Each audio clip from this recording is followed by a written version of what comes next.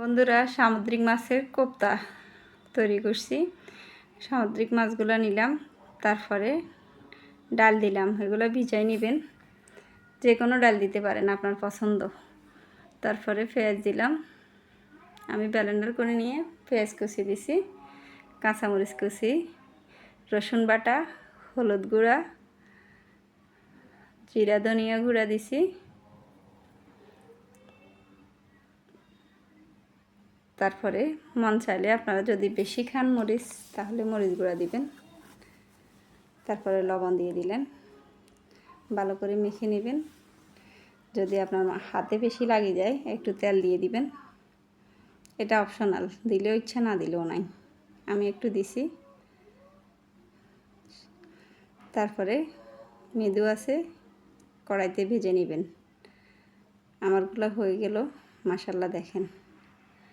তারপর গরম ভাতের সাথে গরম গরম পরিবেশন করবেন। যাদের বাচ্চারা খাইতে চায় না, তারাও খাবে।